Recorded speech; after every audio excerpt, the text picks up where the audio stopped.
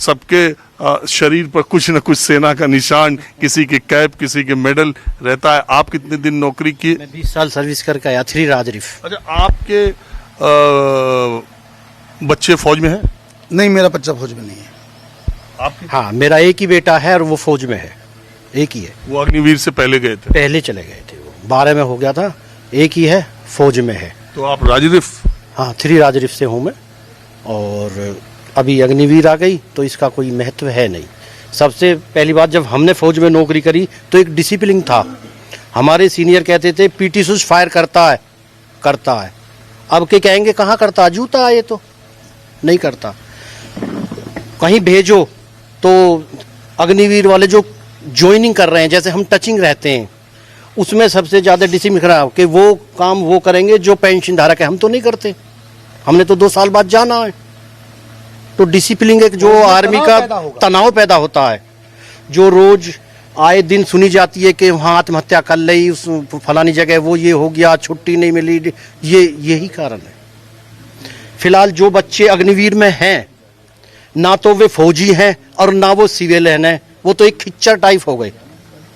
ना उनकी शादी हो रही है, ना ही उनका कुछ हो रहा, क्योंकि जो बच्चा उसमें नौकरी पे है वो बच्चा 4 साल बाद आ जाएगा, उसके बाद क्या करेगा वो?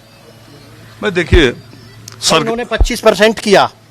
ये या तो ये कर दें कि भाई सभी जितनी भी नौकरी है पहले आर्मी ज्वाइन करेंगे 5 साल, उसके बाद वहीं से डिस्ट्रीब्यूट करो ना।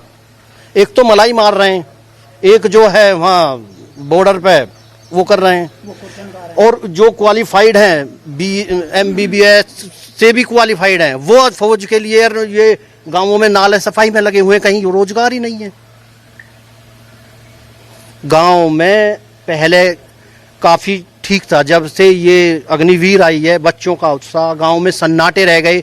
हम रोडों पे जाया करते थे, गाड़ी मोटरसाइकिल संभाल कर चलते थे, क्योंकि बच्चे बहुत दौड़ते थे। अब कहीं नहीं मिलते बच्चे, पूछते हैं क्यों नहीं मेहनत कर रहे, कि क्या करें जाके। और जो और नौकरी हुई है, जैसे अभी ये यूपी पुलिस की हुई है, उससे पहले भी हुई थी, वो बार बार जो है रिजल्ट आने से पहले वो पेपर लीक हो जाते हैं, वो फिर हट जाती है। अच्छा, एक बात बताइए, सरकार ने जो बात कही कि 25% को रख लेंगे, 75% लोग दूसरे क्षेत्रों में जाएं तो उनको रिजर्वेशन देंगे। मुझे तो जहाँ तक आ रहा है, कई जगहों में जम्मू कश्मीर पुलिस में LG ने निकाला कि 10% अग्निवीरों को रखा जाएगा। अभी तो 4 साल पूरा हुआ भी नहीं है, और भी बहुत सारी जगहों पर यह बात चल रही है कि पुलिस में, पैरामिलिट्री फोर्सेज में अग्निवीर से आए लोगों को रिजर्वेशन दिया जाए और उनको समायोजित किया जाए।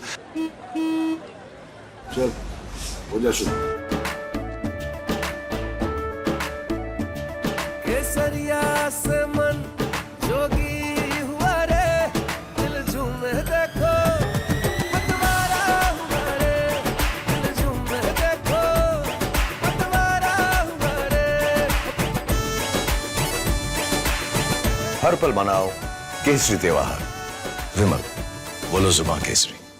आपको नहीं लगता कि इतनी बड़ी संख्या में एक गांव अकेले में आप 3,500 पेंशन भोगी लोग हैं, और मुझे लगता है 40,000 से कम पेंशन किसी की नहीं होगी? नहीं, लगभग इतनी है, सभी की लगभग इतनी है। और ये जो है, तो ये 40,000 लोग 3,500, आप ही के 40,000, 3,500 पेंशन यहाँ एक गांव में लोग पाते हैं। तो आप बताइए, आज के अर्थव्यवस्था के युग में ये एक किसी सरकार पर एक बोझ, आर्थिक बोझ की तरह नहीं है। मैं इसलिए ये बात कह रहा हूं कि जो लोग अग्निवीर योजना का समर्थन करते हैं उनका तर्क ये नहीं, जब हमारे फौज में गए, हमने सीने पे गोली खाई, कमर पे नहीं खाई, सीने पे खाई हमारे गांव में। और देखिए, एक एक घर में छोड़ के 3 बेटे हैं, तीनों फौज में, घर में विधवा हैं, सब चीज है, तो उसमें ये तो कोई नहीं बनता कि जो है सीने पे गोली खाने भी तो हमारा गांव रहा। हर वार में देख लीजिए, और आतंकवाद में देख लीजिए। अच्छा, एक बात जो चर्चा, मैं बहुत जगह जाता रहता हूँ, तो बहुत जगह लोग ये कहते हैं कि जवानों के लिए तो आपने ये सिस्टम निकाल दिया, अधिकारियों के लिए नहीं निकाला। लेकिन अधिकारियों का भी शॉर्ट कमीशन तो है। हाँ, नहीं, उनका शॉर्ट कमीशन है, लेकिन वो रहते रहते मर्जी है उनकी, वो जाएं या ना जाएं। ये नहीं है उनको कि जाना ही जाना है। और ये जो कह रहे हैं कि हम 10% 25% रखेंगे, इसमें एक वो होगी जो चमचागिरी या पॉलिश या इसमें कुछ वो करेगा तो वो ही रहेगा। जो अपनी जगह ठीक है और स्टिक है, होशियार है, काम करने वाला है, ईमानदार है, वो नहीं रह सकता, क्योंकि ईमानदारी और सच बोलने वाला आज के ज़माने में सक्सेस नहीं है। तो अग्निवीर योजना को लेकर के मैंने आपको कहा कि देश में जिस तरह का जनमत आया है, जिस तरह की सरकार बनी है और सरकार के सहयोगी दल भी जिस तरह का शुरू से अग्निवीर योजना को लेकर विरोध दर्ज करते रहे हैं, विपक्ष लगातार अड़ा हुआ है कि संसद के पहले सत्र में ही हम अग्निवीर योजना को एक बड़ा मुद्दा बनाएंगे। इस बीच ऐसी खबरें आ रही हैं कि सरकार की तरफ से भी इस तरह के संकेत मिलने लगे थे कि चुनाव का नतीजा चाहे जो हो, सरकार इस योजना की समीक्षा जरूर करना चाहती है। आपको लगता है कि अगर इसको समीक्षा करके इसमें कुछ बदलाव कर दिए जाए तो वो काफी होंगे, या ये जैसा विपक्ष कहता है कि ये अग्निवीर योजना ही खत्म कर देनी चाहिए?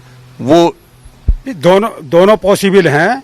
अगर इसमें अच्छे सुधार किए जाएं तो वो भी सक्सेसफुल हो सकता है, और ख़त्म किया जाए तो ये तो और ही बढ़िया बात है।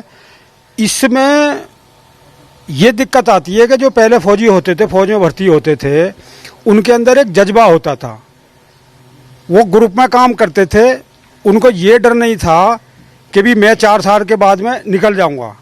अब जब 4 साल में उसको निकलने का डर है तो उसमें जो प्रतिस्पर्धा या आपस में जो चुनौती है वो सहयोग के लिए नहीं है कि भी मैं और हम जैसे कहीं भी भर्ती होते हैं, भर्ती होने के लिए जाते हैं तो एक ग्रुप में जाते हैं, उनका ट्रेनिंग होती है, स्क्वाड बनता है, वो स्ट्रेंथ के हिसाब से होता है कि भी ज़्यादा स्ट्रेंथ है तो लंबा स्क्वाड है, 20 बंदे हैं, 25 बंदे हैं, या अगर स्ट्रेंथ कम है तो 8 का या 10 का भी स्क्वाड होता है जिसमें वो बंदे ट्रेनिंग करते हैं।